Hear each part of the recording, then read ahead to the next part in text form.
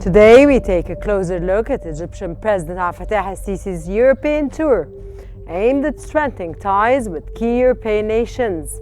The tour begins in Oslo, where El-Sisi will meet with Denmark's leadership and oversee the signing of a strategic partnership and several memoranda of understanding. He will then travel to Norway for high-level meetings with the Norwegian monarchy, government officials and business leaders, followed by the signing of a new cooperation agreements. The tour concludes in Dublin, where President El-Sisi will meet with Ireland's leaders to discuss strengthening bilateral relations and aligning on global issues. Egyptian President El-Sisi is visiting Denmark today for meetings with the King, Prime Minister and Parliament Speaker, culminating in the signing of a declaration establishing a strategic partnership between the two countries.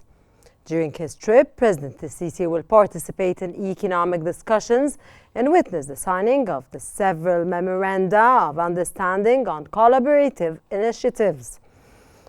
According to presidential spokesman Mohammed El-Shenawi, Denmark is the first stop on El-Sisi's European tour, which also includes visits to Norway and Ireland. In Oslo, Sisi will meet with the Norwegian King, Prime Minister, President and members of the Storting Norwegian Parliament.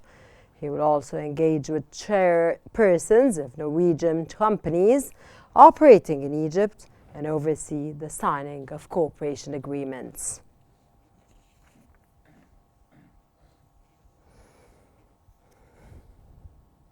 Egyptian President El-Sisi began his European tour with a visit to Denmark, where he met King Frederick X. After laying a wreath at the memorial for the unknown soldier, President El-Sisi, accompanied by the King and Queen, traveled in horse-drawn carriages to the Amalienburg Palace. President El-Sisi expressed his gratitude for the warm reception and emphasized the significance of his visit as the first by an Egyptian president to Denmark, hoping it would strengthen bilateral relations. During the visit, President El-Sisi and King Frederick participated in the Egyptian-Danish Business Forum, followed by meetings with Denmark's Prime Minister and Parliament Speaker. The visit would culminate in the signing of a declaration establishing a strategic partnership between the two nations. The Egyptian president's European tour also includes stops in Norway and Ireland. In Oslo, he will meet with Norwegian leaders and engage with business executives to discuss cooperation agreements. The tour will conclude in Dublin, where President El-Sisi will meet with Ireland's President and Prime Minister to explore opportunities for strengthening ties and enhancing coordination on international issues.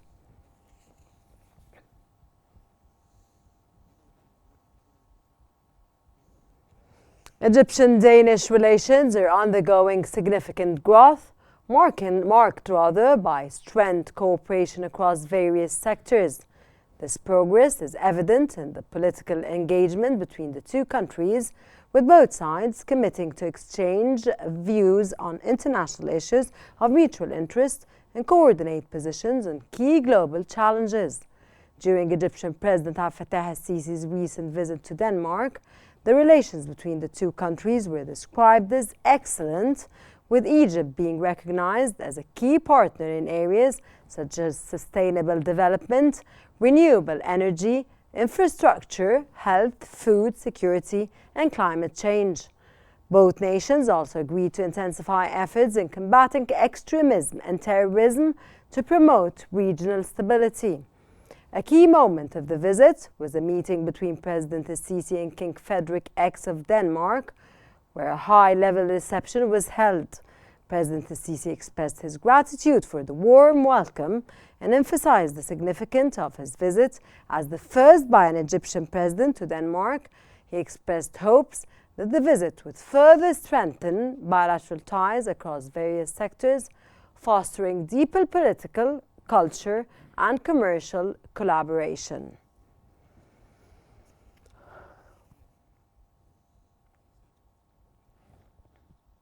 And for more analysis, we are joined from Cairo by Dr. Mohammed Osman, an international relations specialist, And we're also joined by Dr. Mohammed Faiz Farahat, the chairman of the board of directors of Al-Ahram Press Foundation from Cairo. A very warm welcome to our dear guests. Dr. Osman, what are the primary goals of President Abdel Fattah el-Sisi's European tour, especially in Denmark, Norway and Ireland, and in light, of course, of the context of the ongoing tensions in the Middle East? Of course, President Abdel Fattah el-Sisi's tour in Northern Europe comes at a very precarious time for the region and the entire world in general.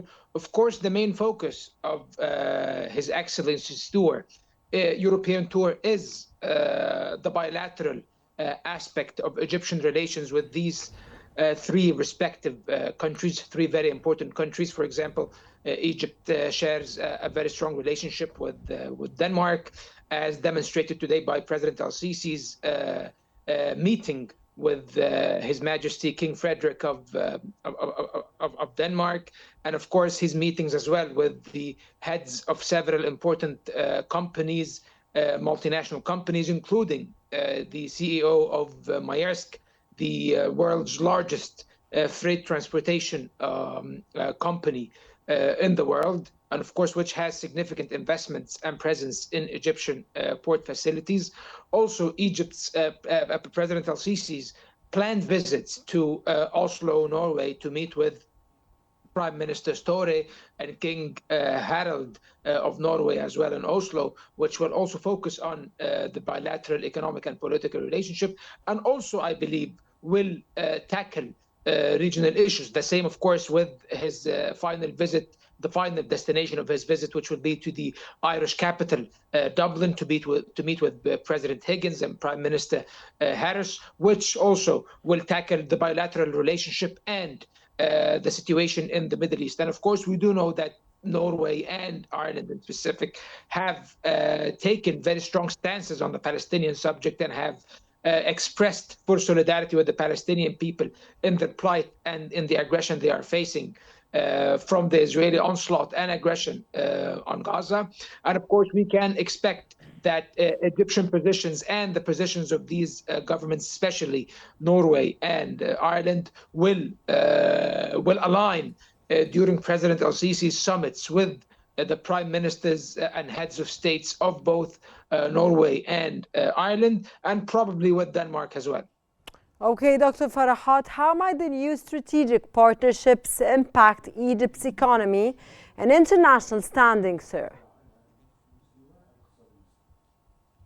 Good evening. In fact, the Egyptian-European relations have witnessed great leaps forward during the previous years.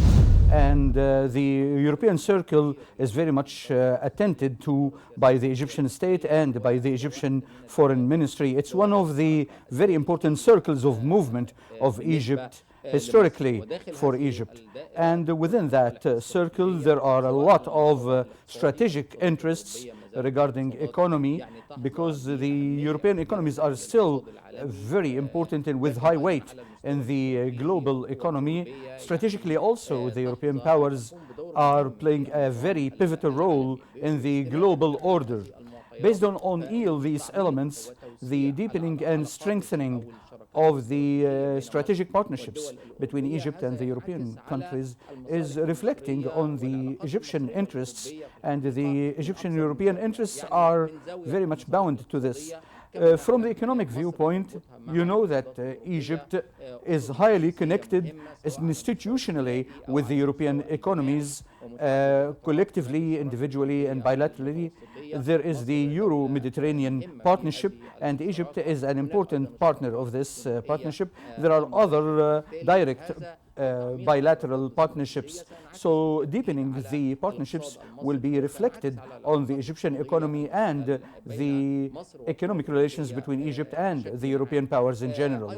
Also, as we know, at this particular moment, at this moment of the evolution of the global order, there are very important changes. Sir, sorry, I have to interrupt you here. What revolution exactly are you discussing or pointing out to? We know there is a change in the balance of power on the economic level and on the strategic level. So the European powers, other than what has been said before, that the role of Europe is declining, this is not true. And in fact, the EU is still an important actor in the global system. There are other very important European powers that are still playing an important role and reviving their own role in the global order.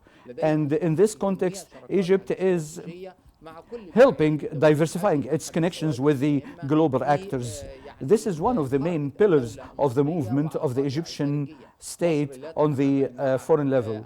Egypt is not dealing with the global order and the superpowers with a zero-sum game, because Egypt believes in balance, strategic balance, as an axial idea in the Egyptian foreign ministry and Egyptian foreign relations, and therefore there is a real interest in Egypt for diversifying its strategic relations with US and the European powers, as well as the other emerging powers in the global order. This interest is highly served by the Egyptian foreign diplomacy, and this is very natural. So, sir, are you optimistic about President Abdel el-Sisi's visit to these countries, the European countries, at this special time, on the economic level specifically? In this particular timing, there are very important interests for Egypt with the European countries, and there is a great European appreciation of the Egyptian economy and the opportunities in Egypt and the pillars of economic growth in Egypt. This has been expressed by many European powers, and as we know, there had been Egyptian summits with different European countries, and this would all point that the European economies in the European countries have got a great deal of appreciation of the opportunities of growth in Egypt and the opportunities. Okay, sir, that's great. I'll leave it there. And Dr. Osman, what specific agreements or memorandums of understanding are expected to be signed during this tour, sir? Tomorrow in Copenhagen, President Abdel Fattah el-Sisi will meet with Prime Minister Mette Frederiksen in the Danish capital, and they are expected to sign a strategic partnership agreement. And of course, this serves as a vehicle to expand comprehensively Egypt's relationship with Denmark, especially on the developmental and economic levels. For example, the trade volumes between Denmark and Egypt stand at around less than 400 million, or more than $250 million, which is a modest figure, and Egypt seeks to expand that and stimulate its exports in general. And European markets are ripe for many Egyptian goods, especially agricultural goods and certain industrial products. And I think this is something that the strategic partnership can stimulate. Dr. Osman, I'll have to interrupt you because now we're going to a trilateral meeting among the foreign ministers of Iraq, Iran, and Syria, convened in Baghdad to discuss the ongoing Syrian crisis. سوف نقوم باتصالات دبلوماسية في سبيل الوصول إلى تفاهمات مع ممثلي هذه الدول. Representatives of these countries. وهذه الدول and these countries قسم من أعضائها هم include certain members like أعضاء في اجتماع the members of the Asitana grouping. ولكن الاجتماع And still the meeting that we are aiming to hold is the Baghdad meeting, because the situation in Syria is very much concerning to us, and we have studied and discussed together, me and the three ministers, we have discussed the possibilities and the threats in the situation whether within the Syrian society and community and the different dimensions that relate to the Iraqi community and other societies in the region. And we will be calling, as our colleague here has called, we will be calling the foreign minister of the Republic of Syria to attend an urgent meeting of the Arab League at the ministers' level, and we will be vitalizing all the means possible in order to reach to a cooling and calm in Syria. We have communicated and we have contacted many of our colleagues, the ministers, the foreign ministers of Turkey and the foreign minister of United Arab Emirates and Saudi Arabia and Egypt, and the foreign ministers of some European and Western countries. We will continue making these contacts, and we will be collaborating and working together with my colleagues, the foreign ministers of the Islamic Republic of Iran, and my colleague, the foreign minister of Syria, in order to coordinate for all these diplomatic activities. Once again, I wish to welcome my colleagues here in Baghdad, and I wish to thank them for the discussions and dialogues that we have had together, which would all pour for the interest of peace and stability in the region, and will be serving the interest of these countries and the countries of the region. Thank you all very much, and you are most welcomed in Baghdad. You are most welcomed. Allow me to invite my colleague Bassam to speak to you and to convey the viewpoint of the Syrian government, and then I will call my friend and colleague Dr. Abbas to reflect the viewpoint of the Islamic Republic of Iran. Thank you all very much.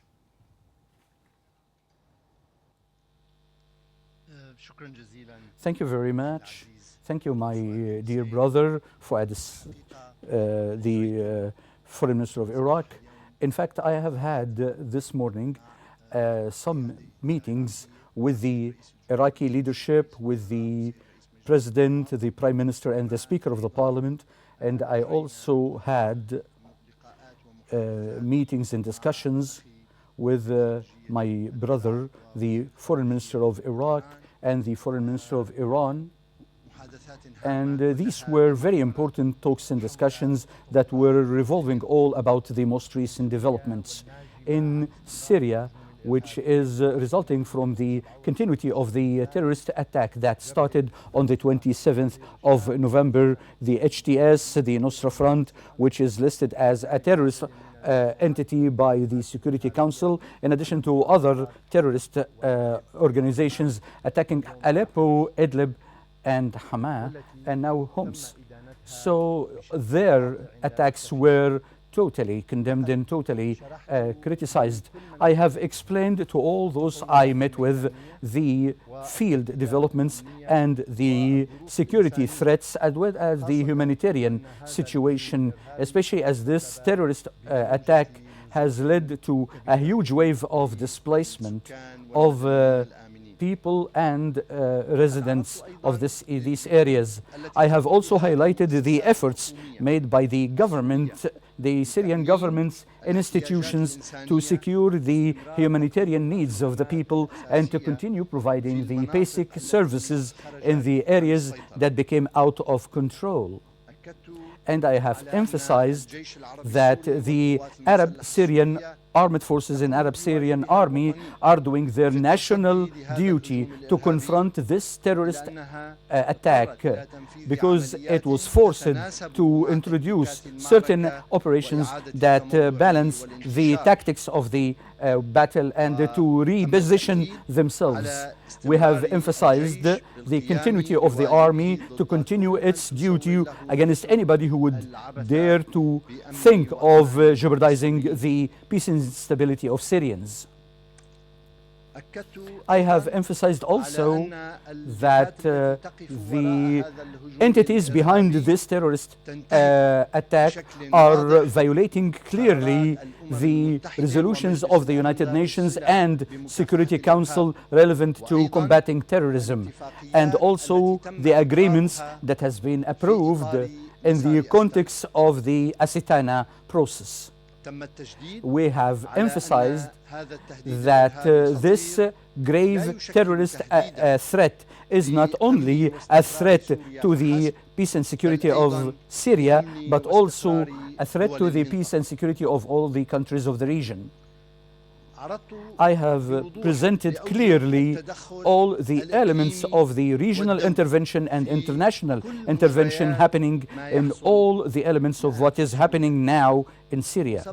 And this has happened also before in Syria. And I have emphasized that these interventions are now very well known and very much overt and serving certain historic ambitions to redraw the map of the region and to rebuild its political system according to aggressive, anemic agendas for these entities. In this context, I have emphasized the importance of mobilizing all efforts, all Arab and regional efforts as well as international efforts to support the efforts of the Syrian state to confront terrorism and to combat terrorism and combat all forms of terrorism, as well as to condemn the terrorist attacks made by HTS. I also emphasized supporting the efforts for preserving the security and safety of the Syrian state and the Syrian people. In fact, there has been great solidarity and great support to the Syrian government and to the sovereignty of Syria and the integrity of the Syrian territories in combating terrorism. And there has been an emphasis on the importance of not accepting the double standards in dealing with terrorism and the importance of confronting terrorism without any kind of discrimination between one terrorism and another. Once again, I wish to thank you, my brothers Fuad and the minister, for hosting this meeting, which is a very important one for me and for my brother Abbas. Thank you very much.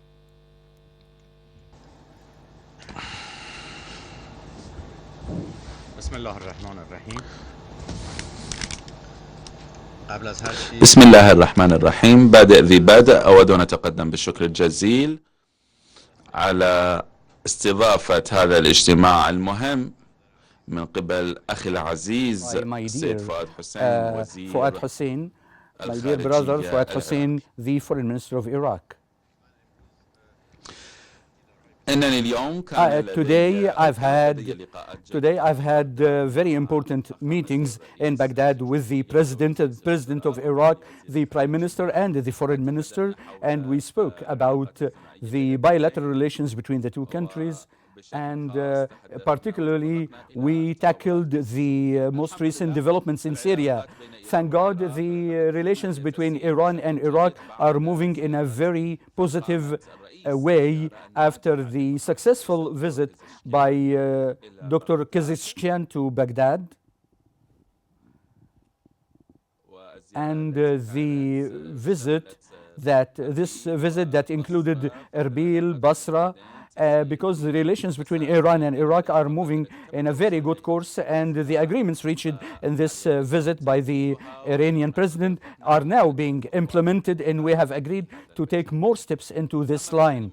But regarding the issue of Syria, we have had consultations very close consultations with the brothers here, and there is a matching viewpoints about the threats arising, the threats against Syria and the Syrian people, and the repercussion of this on the neighboring countries and the whole region. Therefore, we took the decision to continue our activities in a joint way in the whole region and on the international level. The three-party meeting between Iraq, Iran, and Syria was held this evening, and my dear brothers here highlighted this, and I only want to reiterate and emphasize that the message of the three-party meeting today between the foreign ministers of Iran, Iraq, and Syria is a clear message. The message is that there were three messages actually. The first message is a message of support and solidarity with Syria as government and people and their combating of the terrorist groups, the Takfiri terrorist groups, which with no doubt at all, this is happening through an American Zionist conspiracy and supporting these attacks. And if someone wants to ignore the role of the Zionist entity in this, it would be very wrong. The Takfirist terrorism and the Takfiri groups that were listed as terrorist organizations by the United Nations, Tahrir al-Sham and the Nusra Front and others, they have launched attacks on Syria as government and as people. And the Syrian government and the Syrian people and the Syrian army are now confronting these groups. And in this course, we have declared our support to Syria. The Islamic Republic of Iran has always supported Syria and will continue to support Syria with all its weight and with all what Syria would need and what Syria would demand from us. The second message was that the terrorist threats against Syria will not be limited to Syria. It will not be limited to Syria only, but will be a threat to all the neighboring countries and the whole region. If Syria becomes a safe haven for terrorists, we need to expect the resurgence of ISIS and other terrorist groups. That will be a threat to the whole region, and this threat will not be limited to Syria, but will affect the neighboring countries like Iraq, Jordan, and Turkey as well. The important point is that we need to know that terrorism has no borders. Terrorism recognizes no borders, and to confront terrorism, we should not be limited to borders. We need to confront the terrorists in their cradle, in their own homes and nests, or else terrorism will be everywhere. If you wish to protect our own safety and security, we need to protect the safety and security of our neighboring countries and to help them to confront the phenomenon of terrorism. The third message of our meeting was that terrorism should not be segmented into different categories, and we should not be discriminating while confronting the HTS and Nusra and all the other groups that are currently clashing with the Syrian government have been listed as terrorist organizations by the United Nations. So there is an international duty to confront this terrorism. The International Coalition Against Terrorism should not be discriminating between certain terrorists and others. We don't have good terrorism and bad terrorism. We need to confront all terrorists.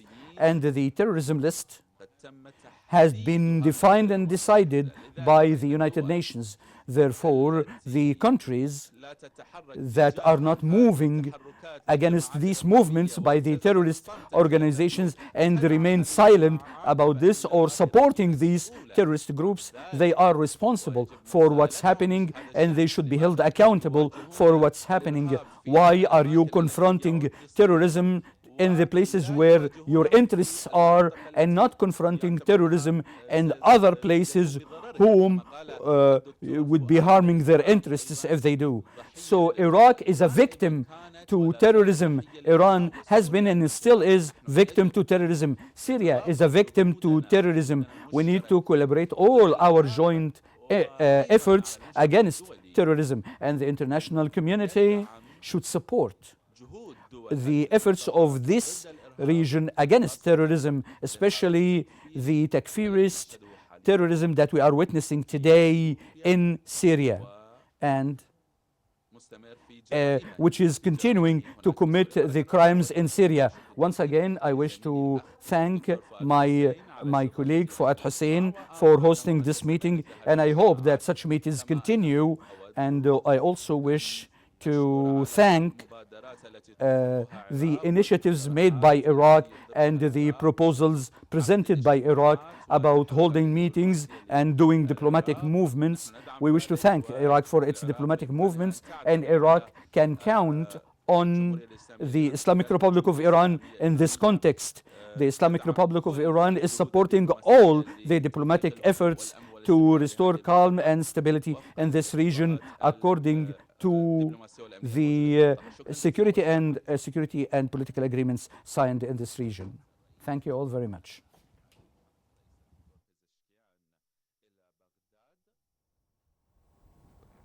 Victims to terrorism and has to stop and diplomatic movements by Iraq are very much appreciated. These are the words that took place in a trilateral meeting among the foreign ministers of Iraq, Iran, Syria, which convened in Baghdad to discuss the ongoing Syrian crisis. Also, among the foreign ministers, the three foreign ministers, the foreign minister of which highlighted the foreign minister of Iran highlighted on three main important issues, and the three main important issues was the first is that we are supporting and solidarity with the Syrian people and with Syria in combating takfiri movement and terrorism as a whole, and American Zionist attacks, which is always taking place. Number two, threats not to Syria but all the region and Syria as well, because the threat is not only towards Syria, but it will take place towards the entire region, especially the countries that are nearby, which are Jordan and Turkey. Terrorism recognizes no borders, and this was his words. And his third message was terrorism is not segmented, and that the groups listed as terrorist organizations are already witnessed and proven by the United Nations Security Council. International efforts to support the Syrian state and combat terrorism by opposition will continue. Of course, great solidarity and support to the Syrian government against terrorism. And Iranian foreign minister pointed out to, of course, the positive wave and the positive move of all the countries, especially Iraq, which was thanked, of course, by the Syrian foreign minister and the Iranian foreign minister for their efforts. And this was the conclusion of what took place in this trilateral meeting between the foreign ministers and the Islamic Republic of Iran foreign minister of Syria, which were welcomed by the colleagues and, of course, conveyed the view of the Syrian people and, of course, of the Syrian government, which is taking the hands of the Syrian people, especially when it comes to humanitarian aid. That was the conclusion of what took place, and now we thank Dr. Mohammed Osman, our international relation specialist, and we also thank Dr. Mohammed Faiz Farhat, the chairman of the board of directors of Al-Ahram Press Foundation from Cairo. Thank you very much for your insights and for your valuable knowledge, and sorry, of course, for the coverage that had to take place. Then that brings us to the end of our special coverage for today. Thanks for watching, and stay tuned for more updates on Qnews.